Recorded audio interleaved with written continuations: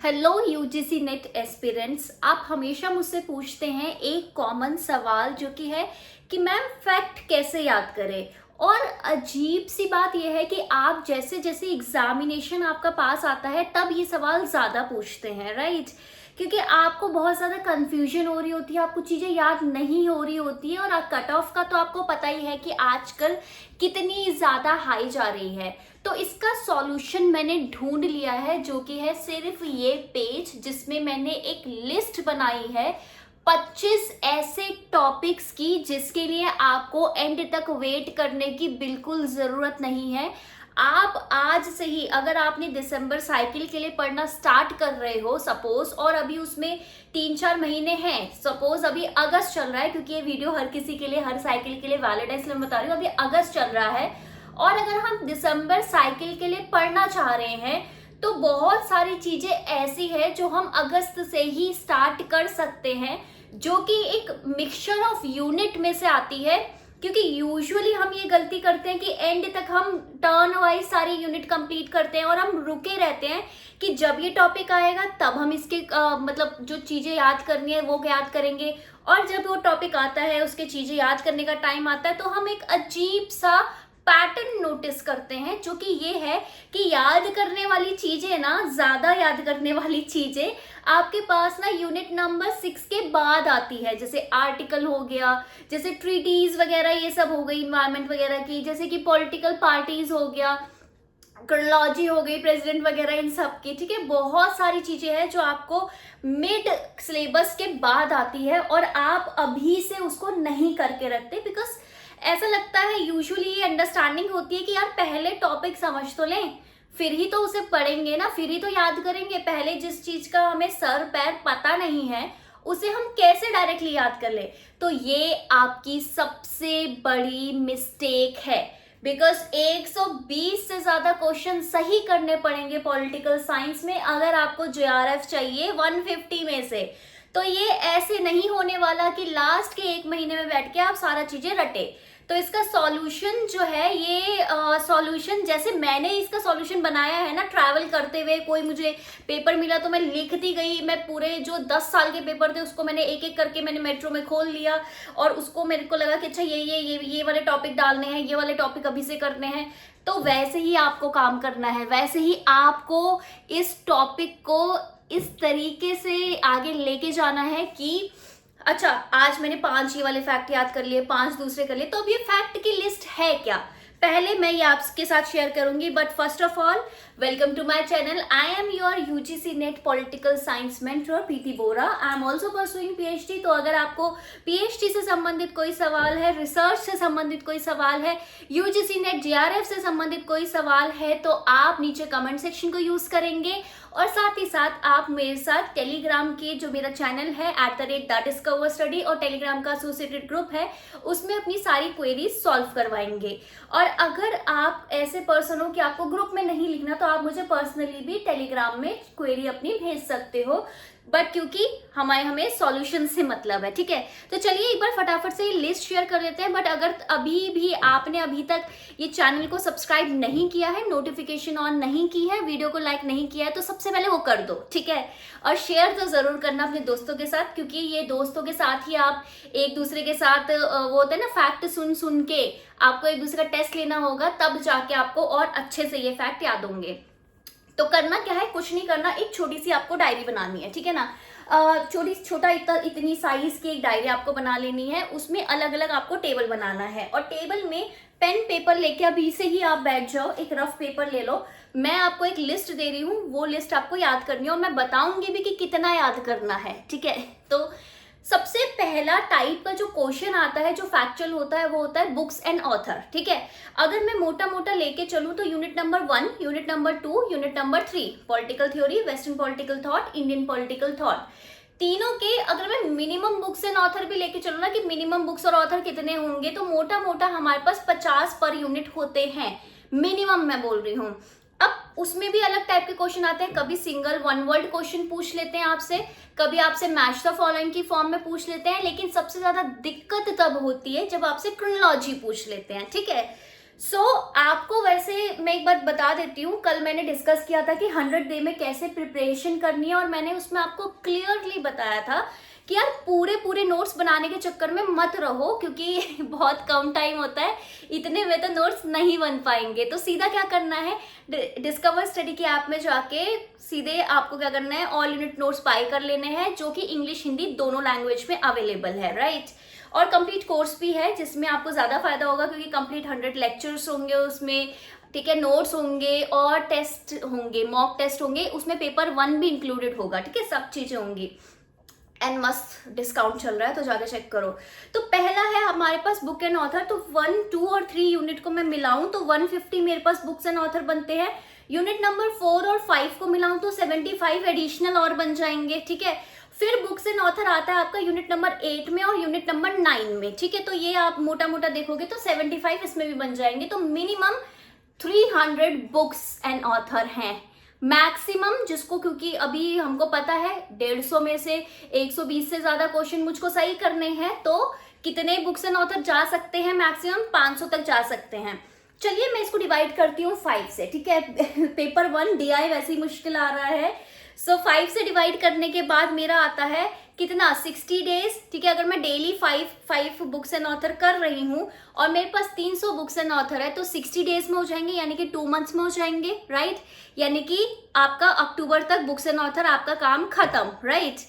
और अगर मैं इस 500 है मेरे पास, तो 100 डेज में हो जाएंगे। दैट मीन्स एग्जाम से 1 महीना पहले आपके बुक्स एंड ऑथर आपको याद हो जाएंगे। शर्त क्या है, डेली 5 करना है, और 5 याद करने के बाद आपको आपकी जो मैंने छोटी सी डायरी बनवाई है उसमें आपको लिखना है, ठीक है। पहला टॉपिक। दूसरा टॉपिक हमारे पास आता है स्कीम्स, ठीक है। स्कीम्स यूजुअली 2 तरीके से स्कीम्स आप कर सकते हो। एक तो आप एक चीज कर लो, कोई भी ना न्यूज ऐप आप डाउनलोड कर लो, चाहे अगर आप टाइम्स ऑफ इंडिया पढ़ते हो, दैनिक जागरण पढ़ते हो, इंडियन एक्सप्रेस पढ़ते हो, कुछ भी आप बिजनेस स्टैंडर्ड पढ़ते हो, कुछ भी आप न्यूज़पेपर पढ़ते हो ना, उसकी न्यूज़पेपर ऐप डाउनलोड कर लो। अब आप सोच रहे होगे ये मैं क्यों करवा रही हूँ। और जब भी हम आजकल कोई भी ऐप डाउनलोड करते हैं ना, तो उसमें ऑप्शन आपको मिलता है कि आपका क्या इंटरेस्ट है। तो उसमें आप international relation, treaties, policies, foreign policy, constitution law, ठीक है, और स्कीम्स एंड पॉलिसी, ठीक है ना। ये सारी चीजें आप सेलेक्ट कर लो, चाहे इंग्लिश में हो या हिंदी में, आप सेलेक्ट कर लो कि ये सब चीजों में आपका इंटरेस्ट है, और कभी भी कोई न्यूज आए तो आपके पास नोटिफिकेशन आए। अब मैं ये आपसे क्यों करवा रही हूँ, देखिए करंट अफेयर का क्या है। करंट अफेयर जैसे मैंने कल भी आपको 60-30-10 रूल बताया था, क्या है वो अगर आपको नहीं जानना तो 100 अभी तक नहीं पता, जानना है तो 100 डेज स्ट्रेटेजी देखो, जो मैंने कल कवर कराई थी, ठीक है ना। तो इसमें आपको देखते, जो मैं ये लिस्ट बताऊंगी ना, इस लिस्ट में से जो भी चीज आपको उसकी नोटिफिकेशन में दिख गई, आपको वो चीज पढ़ लेनी है, क्योंकि वो एग्जाम के पर्सपेक्टिव से इंपॉर्टेंट हो जाएगी। इस तरीके से हम फाइंड आउट करते हैं कि कौन सा करंट अफेयर हमारे काम का है और कौन सा हमारे काम का नहीं है।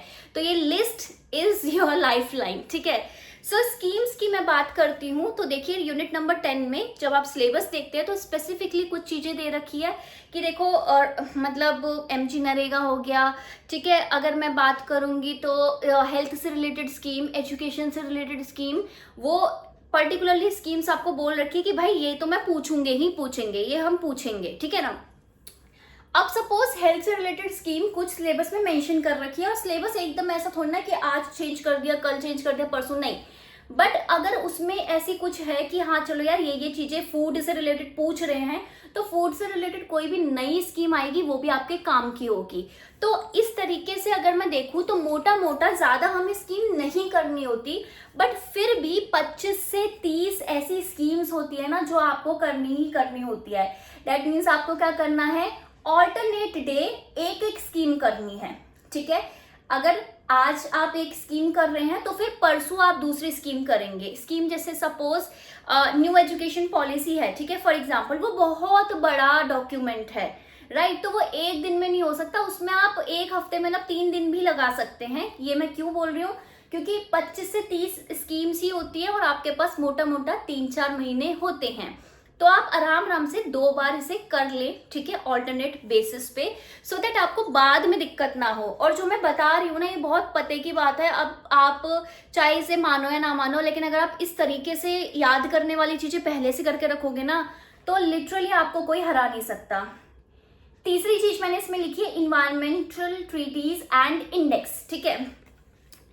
तो देखिए, इन्वायरमेंट ट्रीटीज आजकल बहुत पूछ रहे हैं। रिसेंटली अगर आपने देखा होगा तो क्योटो प्रोटोकॉल पे भी डिसीजन आया है। अभी तक हमें लगता था कि जो क्योटो प्रोटोकॉल है उसको रिप्लेस कर दिया है पेरिस ट्रीटी ने, बट आपका कोर्ट्स ने ये चीज क्लियर करे कि नहीं, वो अलग है। वो उसमें मतलब उसमें क्या होता है, उसमें मैंडेटरी कुछ कुछ चीजें जो आपको करनी है, बट पेरिस में क्या है कि अपने बेसिस में होता है ना, कि आप अपना इंटेंशन बताते हो कि हाँ, कि मतलब नेशनली डिटरमाइंड कॉन्ट्रीब्यूशन है कि हाँ हमने डिसाइड करके हम ये करेंगे, राइट।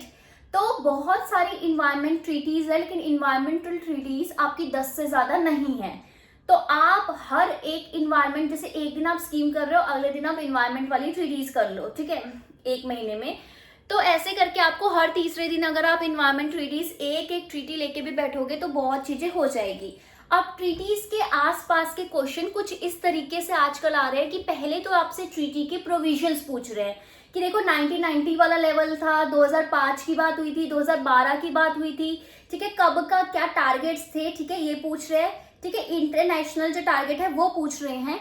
उसके अलावा आपसे पूछ रहे हैं कि इंडियन सेंट्रिक टारगेट्स, कि भाई इंडिया का क्या टारगेट था, इंडिया ने क्या सोचा, इंडिया ने क्या किया, ठीक है, ये सारे टारगेट्स आपसे पूछे जा रहे हैं। तो इस तरीके से देन अगर इंडेक्सेस होते हैं तो इंटरनेशनल जो इंडेक्सेस हैं, जैसे कि ease of doing business report, world development report, ठीक है, इनोवेशन वाली रिपोर्ट, टूरिज्म वाली रिपोर्ट, ऐसे बहुत सारी रिपोर्ट्स होती हैं, फाइनेंशियल इंस्टेबिलिटी रिपोर्ट। तो इस रिपोर्ट के इर्द गिर्द क्या क्वेश्चन आता है कि कौन सा ऑर्गेनाइजेशन निकालता है, ऑर्गेनाइजेशन कौन सा निकालता है इसको, क्या पैरामीटर्स होते हैं इसके, फिर इंडिया की रैंक कितनी है, ठीक है।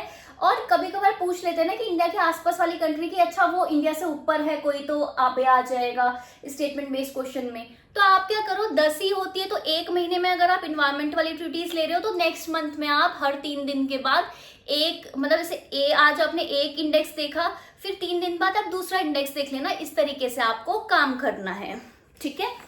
नेक्स्ट आ जाता है आपके पास headquarters and members of international organisation. देखिए, इंटरनेशनल ऑर्गेनाइजेशन वैसे तो यूनिट 5 एंड यूनिट 6 का टारगेट है, लेकिन यूनिट 5 और 6 पढ़ने से पहले आपको यूनिट 1 से लेकर 4 तक थोड़ा आप पढ़ोगे तो 1.5 महीना 2 महीने तक लग जाता है। तो इतनी बाद में इतना सारा याद करना थोड़ा मुश्किल हो जाता है, इसलिए मैं पहले से ही बोल देती हूँ कि यार ये चीजें याद कर लो पहले से ही, क्योंकि इसमें कुछ स्पेसिफिक समझने वाला चीज नहीं है, राइट। हमें बचपन से पता है, क्योंकि मास्टर करने के बाद हम यूजीसी नेट दे रहे हैं, तो हमको पता है यार इंटरनेशनल ऑर्गेनाइजेशन होते हैं, इनके कुछ काम होते हैं, ठीक है। तो अभी इंटरनेशनल ऑर्गेनाइजेशन से उसका कब स्टैब्लिश हुआ, कौन सी ट्रीटी से स्टैब्लिश हुआ, क्या कौन कौन मेंबर्स हैं, क्या इंडिया मेंबर है कि नहीं, ठीक है, क्या इसके फंक्शन है, राइट, हेडक्वार्टर कहाँ है, अच्छा ये ऑर्गेनाइजेशन कौन सी रिपोर्ट निकालता है, अच्छा रिसेंटली इस ऑर्गेनाइजेशन की मीटिंग कहाँ हुई है, कॉन्फ्रेंस कहाँ हुई है। ये क्वेश्चन फिक्स्ड हैं, ये कोई चेंज नहीं कर सकता। पिछले 10 साल के पेपर में मैंने देख लिया है, राइट। अगर आपको समझ में कुछ नहीं आ रहा या फिर कुछ डाउट है, चाहते हो मैं करा दूं, ठीक है, ये जो भी चीजें हैं आप कमेंट में साथ साथ लिखते जाओ जैसे ही आप ये वीडियो देख रहे हो, सो दैट आपको याद रहे कि अच्छा ये क्वेश्चन मेरे दिमाग में था, मैंने साथ के साथ पूछ लिया, नहीं तो बाद में हो जाएगा अरे वीडियो खत्म होने के बाद पूछूंगा और पता चला आधी चीजें उड़ गई, ठीक है। नेक्स्ट आ जाता है आर्टिकल्स ऑफ इंडियन कॉन्स्टिट्यूशन। आप देख लो ना, इंडियन कॉन्स्टिट्यूशन में कितने सारे आर्टिकल्स हैं, और fundamental rights, DPSP, fundamental duties, ये कुछ ऐसी चीजें होती हैं कि हर कोई आपसे एक्सपेक्ट करता है कि आपको तो याद होंगी ही होंगी। क्यों? क्योंकि आप तो अंतर्यामी हो, राइट। एंड में क्या आपसे याद हो जाएगी? यूनिट नंबर 7 की बात है, उससे पहले 6 यूनिट आप करोगे, 7 तो कितनी बात में है। तो इसलिए कुछ कुछ प्रोविजंस, आप जो इंपॉर्टेंट चीजें हैं वो इंडियन कॉन्स्टिट्यूशन के आर्टिकल्स की पहले से ही आप याद करके रख लो। और अगर आप चाहते हो कि मैं एक अलग से सेशन लेके आऊं कि कौन कौन से आर्टिकल्स आपको याद करने में बता दूं, तो वो भी मैं आपके लिए कर दूंगी, राइट। समझ आ रहा है। नेक्स्ट आ जाता है क्रोनोलॉजी, ठीक है। क्रोनोलॉजी बहुत ही एक ऐसा क्वेश्चन है ना कि बहुत ज्यादा रिपीट हो रहा है आजकल, ठीक है, चाहे मैं क्रोनोलॉजी इंडियन कंटेक्स्ट में बोलूँ, कॉन्स्टिट्यूशन के कंटेक्स्ट में, तो देखिए कुछ ऐसे क्वेश्चंस आ रहे हैं जो जैसे क्रोनोलॉजी ऑफ प्रेसिडेंट है, ठीक है, कि प्रेसिडेंट को क्रोनोलॉजी वाइज लगाओ, वाइस प्रेसिडेंट को लगाओ, स्पीकर को लगाओ, चीफ जस्टिस ऑफ इंडिया के को लगाओ, ठीक है, उसमें ये भी पूछते हैं आपसे, चलो और बता देती हूँ, controller and auditor general of India को लगाओ क्रोनोलॉजी में, ठीक है। उसके बाद आप लगाओगे चीफ इलेक्शन कमिश्नर्स को लगाओ क्रोनोलॉजी में। ये जो चीज मैंने आपको बताई है, इनकी क्रोनोलॉजी तो आपको याद करनी ही करनी है, साथ ही साथ आपको अभी प्रेजेंटली कौन है इस पर्टिकुलर पोजीशन में, कौन से नंबर की वो पोजीशन है, जैसे कि 41st है, 40th है, ठीक है, ये आपको याद करना है। साथ में फर्स्ट कौन था उस पोजीशन में वो भी याद करना है, राइट। ये कुछ चीजें जो आपको याद करनी है। फिर यूनाइटेड नेशन सेक्रेटरी जनरल की जो क्रोनोलॉजी है वो आपको याद होनी चाहिए, और इसमें आपको ये भी याद होनी चाहिए कि इंडिया से कौन, नहीं सॉरी, एशिया से कौन फर्स्ट था, ठीक है, first African UN secretary general कौन था, यूरोप से कौन फर्स्ट था, लैटिन अमेरिका से कौन फर्स्ट था, ठीक है, ये आपको इंपॉर्टेंट चीजें याद होनी चाहिए। नेक्स्ट आ जाता है लॉज एंड एक्ट्स और उसके प्रोविजंस, ठीक है, ये मैंने ब्रैकेट में लिखा है कि कम से कम 10 ऐसे लॉज एंड एक्ट्स हैं जो आपको याद होने चाहिए, जैसे कि कंज्यूमर प्रोटेक्शन एक्ट हो गया, ठीक है, उसके साथ साथ आपका राइट टू इंफॉर्मेशन वाला चीजें हो गया, ठीक है, इस तरीके से काफी सारे एक्ट्स हैं जो आपको याद होने चाहिए, जो आपके सिलेबस में स्पेसिफिकली मेंशन्ड है, राइट। तो उसको क्या करोगे आप, एक दिन में नहीं होगा, 10 हैं, तो एक काम करो, एक हफ्ते में एक एक्ट आपको याद करना है, राइट। सिर्फ इतना सिंपल है, एक महीने में 4 वीक होते हैं, ठीक है, सो 2-3 महीने में लगा के आपके पास जितने भी एक्ट है आपको हो जाएगा, राइट। तो एक हफ्ते में एक आपको कोई एक्ट याद करना है। जैसे इस हफ्ते आपने सोच लिया यार मैं राइट टू इन्फॉर्मेशन के बारे में सारी चीजें देखूंगा, तो आप उसको क्या करोगे, प्रीवियस ईयर क्वेश्चंस जो जो आए होंगे, जितने जितने टाइप के आए होंगे, वो उस ले लेना, प्रोविजंस ले लेना और आपको याद करना है। देखिए बिल्कुल डीप में पढ़ने से बेटर होता है स्मार्ट स्टडी करो, ठीक है। और जो तरीका मैं बता रही हूँ ना, अगर आप इससे कर लिया ना, लास्ट में ऐसा हो रहा होगा कि आप कॉन्सेप्ट बार बार रिवाइज कर रहे होगे, जो आपके लिए अच्छा है।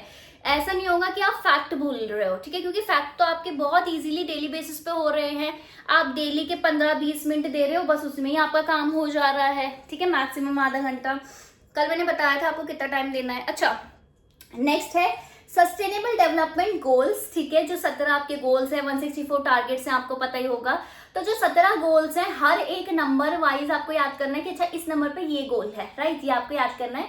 मैचिंग के लिए आ सकता है और वैसे भी आपको पता होना चाहिए। फिर साथ साथ इंडिया का क्या टारगेट्स है ये भी आपको याद करना है, ठीक है। नेक्स्ट आता है एक्ट्स भी हो जाते हैं बहुत सारे, तो वो सारे उनके प्रोविजन, जैसे कि जेनेवा प्रोटोकॉल है कि भाई राइट ऑफ चिल्ड्रन है, ठीक है, डिस्क्रिमिनेशन नहीं होना चाहिए वुमेन के खिलाफ, उसके लिए इंटरनेशनल आपके कन्वेंशंस है, ह्यूमन राइट्स की कन्वेंशन है, ठीक है, एक कन्वेंशन है अगेंस्ट टॉर्चर, ठीक है, ऐसे बहुत सारी कन्वेंशंस हैं।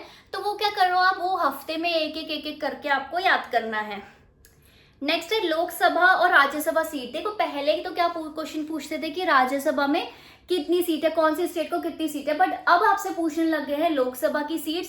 साथ ही साथ आपसे अभी इसी पेपर में, जून वाले पेपर में आया था कि 4 आपको स्टेट से दी सामने लेजिस्लेटिव असेंबली के सीट्स के नंबर, करो मैच, ठीक है।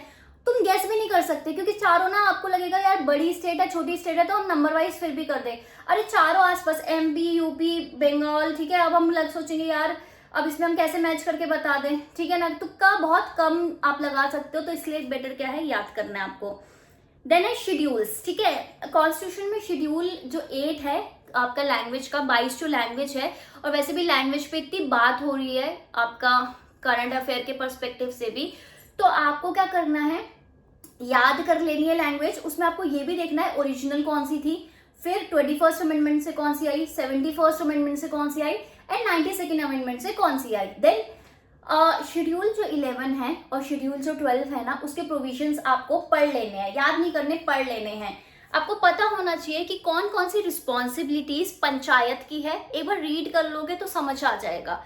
और आपको ये भी पता होना चाहिए कि कौन कौन सी रिस्पॉन्सिबिलिटीज म्युनिसिपैलिटीज की हैं, ठीक है, क्योंकि पूछते हैं।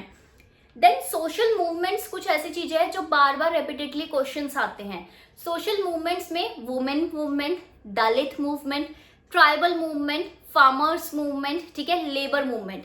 ये 5 तरीके की मूवमेंट है जो टाइम एंड अगेन एग्जामिनेशन में 2 क्वेश्चन तो आते ही आते हैं, और ये ऐसी चीज है कि आपको याद करनी ही पड़ेगी। तो देर है दुरुस्त है, अभी कर लो, काल करे सो आज, ठीक है, तो अभी करो, ठीक है, अभी से ही स्टार्ट कर दो। डेली 2-2, 3-3 मूवमेंट्स आपको करनी ही करनी है, तब जाके होगा।